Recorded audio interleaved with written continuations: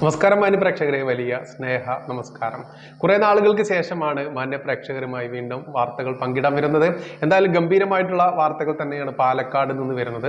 പാലക്കാട് നഗരസഭയുടെ പുതിയ കെട്ടിടത്തിന് RSSന്റെ സ്ഥാപകന്റെ പേരിടുന്നതുമായി ബന്ധപ്പെട്ട് വലിയ വിവാദമാക്കിക്കൊണ്ട് കോൺഗ്രസ്സുകാരും പിന്നെ നമ്മുടെ MDMA ഡിഫിക്കാരും ഒക്കെ വലിയ പ്രതിഷേധം രേഖപ്പെടുത്തിക്കൊണ്ട് അങ്ങോട്ട് മാർച്ച് നടത്തി എന്നുള്ള കാര്യം അക്രമാസക്തമായിട്ടുള്ള രീതിയിൽ ആക്രമണം നടത്തി എന്നുള്ള വാർത്തയൊക്കെ കേട്ടുകൊണ്ടിരിക്കുന്ന മാന്യ പ്രേക്ഷകരോട് പറയാനുള്ളത് മലപ്പുറത്തെ ചില വാർത്തകൾ തന്നെയാണ്. നമ്മൾക്കറിയാം, മലപ്പുറത്ത് വന്നിറങ്ങിയിട്ടുള്ള ഏതൊരാൾക്കും അറിയാൻ പറ്റുന്ന ഒരു കാര്യമാണ്, മലപ്പുറം കളക്ടറേറ്റിന് മുൻപിൽ മഞ്ചേരിയിലേക്ക് പോകുന്ന ഒരു റോഡുണ്ട്. മഞ്ചേരി റൂട്ടിലേക്ക് പോകുന്ന റോഡ്, അതല്ലെങ്കിൽ മറ്റൊരർത്ഥത്തിൽ പറയുകയാണെങ്കിൽ മഞ്ചേരി നിലമ്പൂർ ഊട്ടി ഹൈവേ.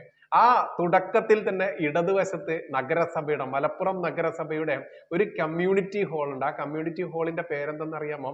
വാര്യംകുന്നത്ത് കുഞ്ഞഹമ്മദ് ഹാജി സ്മാരക കമ്മ്യൂണിറ്റി ഹാൾ. ആരാ ഈ വാര്യംകുന്നത്ത് കുഞ്ഞഹമ്മദ് ഹാജി?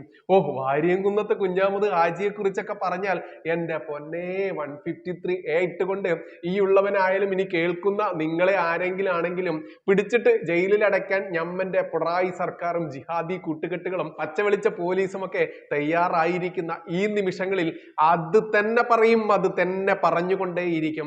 നോക്കൂ, ഈ പറയുന്ന മലയാളം ഭാഷാ പിതാവ് തുഞ്ചത്തെഴുത്തച്ഛന്റെ സ്മാരകം, അതല്ലെങ്കിൽ അദ്ദേഹത്തിന്റെ ആ ഒരു ജന്മഗൃഹമായിട്ടുള്ള തുഞ്ചൻ പറമ്പ് തിരൂർ എന്ന് പറയുന്ന ദേശത്ത് ഈ മുസ്ലിം ലീഗിന് കീഴിലുള്ള ഭരണമായതുകൊണ്ട് തന്നെ ഭാഷാ പിതാവിന്റെ ഒരു പ്രതിമയോ ഒരു സ്മാരകമോ സ്ഥാപിക്കാൻ ഞങ്ങൾ സമ്മതിക്കില്ല എന്ന് പറഞ്ഞുകൊണ്ട് അദ്ദേഹത്തിന്റെ പ്രതിമ നിർമ്മിച്ച് അത് കാട്ടിലേക്ക് വലിച്ചെറിയേണ്ടി വന്ന അവസ്ഥ. അതിന് പറയുന്ന പേരാണ് അൽ കേരള മലപ്പുറം സ്പെഷ്യൽ മതേതരം, അല്ലെങ്കിൽ വേറെ വല്ല തരം എന്ന് പറഞ്ഞാലും കുറ്റപ്പെടുത്താനാവില്ല. അത്തരത്തിൽ തുഞ്ചത്ത് രാമാനുജൻ എഴുത്തച്ഛൻ എന്ന് പറയുന്ന ഭാഷാ പിതാവിന്റെ സ്മാരകം പതിപ്പിക്കാൻ പറ്റാത്തിടത്ത്, സ്ഥാപിക്കാൻ പറ്റാത്തിടത്ത് ഈ പറയുന്ന 13,000-ലധികം വരെ ഹിന്ദുക്കളെയും ക്രിസ്ത്യാനികളെയും അടക്കം കൂട്ടക്കൊല ചെയ്തുകൊണ്ട്, കൊല മാത്രമാണോ ചെയ്തത്? അല്ലെന്നേ, തുവൂർ കിണർ എന്ന് നിങ്ങൾ കേട്ടിട്ടുണ്ടാവും. എന്തായിരിക്കും തുവൂർ കിണർ പോലെയുള്ള 5-6 കിണറുകളുടെ പ്രത്യേകത എന്തായിരുന്നു എന്നറിയാമോ?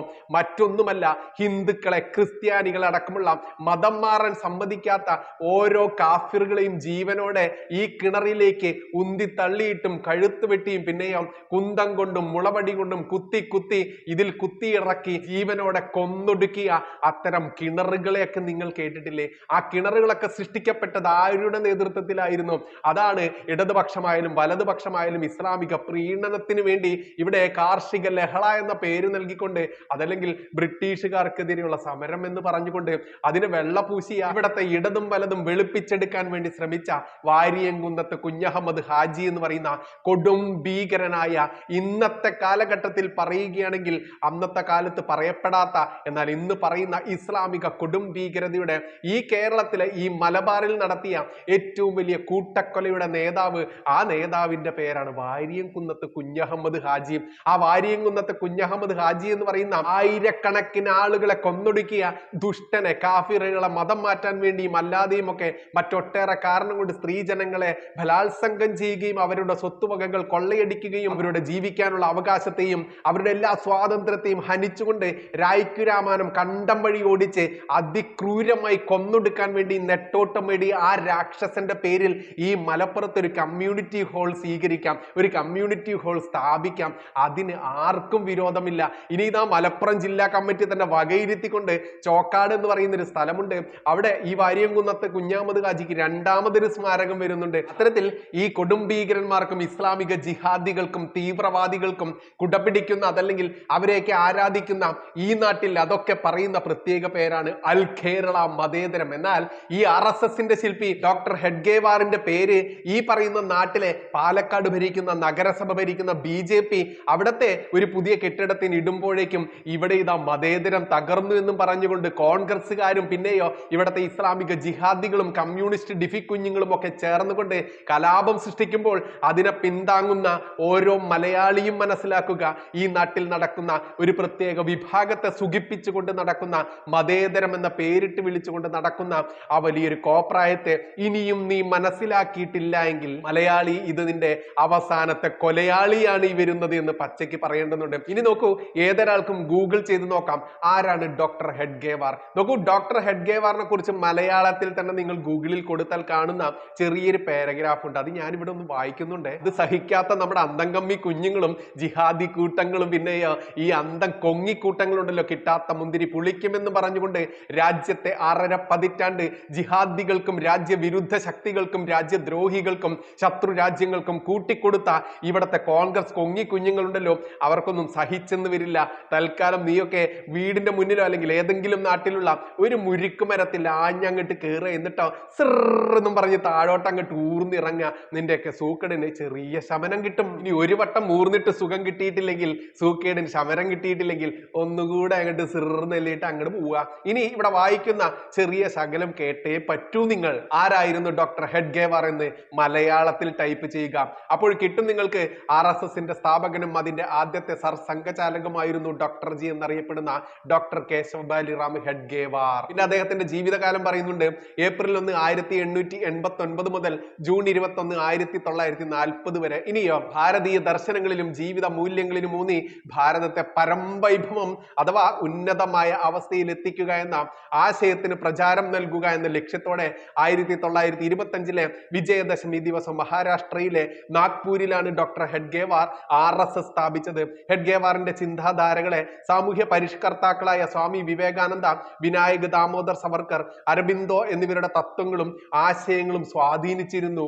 ഇനി നമ്മുടെ സവർക്കർ എന്നങ്ങോട്ട് കേട്ടപ്പോഴേക്കും ചെരുപ്പ് നക്കി, മറ്റേ നക്കി, എന്തൊക്കെയോ നക്കി എന്നും പറഞ്ഞ് കുറെ എണ്ണം വരും. പക്ഷേ നിങ്ങൾ മനസ്സിലാക്കുക, VD സവർക്കർ എന്ന് പറയുന്ന മനുഷ്യൻ 23 വർഷത്തിലധികം അതിക്രൂരമായി ബ്രിട്ടീഷ് ജയിലുകളിൽ അതിയാതന അനുഭവിച്ചുകൊണ്ട് ജീവിച്ചത് എന്തിനു വേണ്ടി ആയിരുന്നു എന്നത് ഓരോ മലയാളിയും ഇവിടത്തെ ചെരുപ്പ് നക്കി എന്ന് അദ്ദേഹത്തെ വിളിക്കുന്ന, ഓരോ മണ്ടൻ പ്രബുദ്ധൻ എന്നൊക്കെ സ്വയം വിളിക്കുന്ന, എന്നാൽ മണ്ടൻ എന്ന് ലോകം ചാർത്തി തന്നിട്ടുള്ള മലയാളി അത് വീണ്ടും വീണ്ടും ശ്രദ്ധിക്കേണ്ടതാണ്, മനസ്സിലാക്കേണ്ടതാണ്.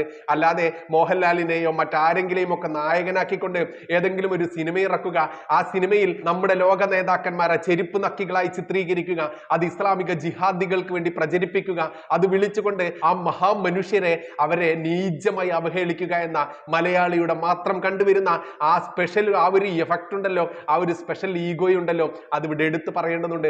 എന്തായാലും ഡോക്ടർ ഹെഡ്ഗേവാർ സൃഷ്ടിച്ച അതല്ലെങ്കിൽ സ്ഥാപിച്ച RSSനെ ഇന്ന് ലോകം പിന്തുടരാൻ ശ്രമിക്കുമ്പോൾ വേണ്ട, നമ്മുടെ സൈന്യം കഴിഞ്ഞാൽ രണ്ടാമത് ഈ രാജ്യത്തിന് വേണ്ടി ഭാരതാംബ എന്ന് വിളിക്കുന്ന, അമ്മ എന്ന് വിളിക്കുന്ന എന്റെ പെറ്റ രാജ്യത്തിന് വേണ്ടി ജീവൻ ത്യജിക്കാൻ വരെ തയ്യാറായിട്ടുള്ള ഓരോ RSSകാരനും അഭിമാനം തന്നെയാണ് ഡോക്ടർ ഹെഡ്ഗേവാറുടെ പേരിൽ പാലക്കാട് ആ പുതിയ കെട്ടിടം നിർമ്മിക്കുമ്പോൾ അതിന് കൊടുക്കുന്ന പേര്. അല്ലാതെ ഈ രാജ്യത്തിനെ നശിപ്പിക്കാൻ വേണ്ടി, ഈ രാജ്യത്തെ ബഹുഭൂരിപക്ഷം വരുന്ന ഹിന്ദുവിനെ നശിപ്പിക്കാൻ വേണ്ടി ഇറങ്ങിയിട്ടുള്ള വാരിയും കുന്നന്മാരുടെയും ലോകത്താകമാന സമാധാനം നശിപ്പിക്കാൻ വേണ്ടി ഇറങ്ങിയിട്ടുള്ള ലോക ഭീകര വർഗത്തിന്റെയും ആ വർഗത്തിന്റെ നേതാക്കന്മാരുടെയും ഒന്നും പേരല്ല എന്റെ പെറ്റ നാടിലെ ഓരോ സ്ഥാപനത്തിനും ഏതിനും ഇടേണ്ടത് എന്ന് അർത്ഥശങ്കയ്ക്കിടയില്ലാതെ തന്നെ ഇവിടെ പച്ചയ്ക്ക് പറയേണ്ടതുണ്ട്. അതുകൊണ്ട് ഡോക്ടർ ഹെഡ്ഗേവാറിന്റെ പേര് പാലക്കാട് പുതിയ നിർമ്മിക്കുന്ന നഗരസഭയുടെ കെട്ടിടത്തിന് ഇടുമ്പോഴെന്ന് പറയുമ്പോൾ കുരുപൊട്ടിയൊലിക്കുന്നവന്മാർ തൽക്കാലം അത് സഹിച്ചേ നിർവാഹമുള്ളൂ. കാരണം നിന്റെ ഒന്നും തന്തയുടെ വകയല്ല ഈ കേരളം എന്ന്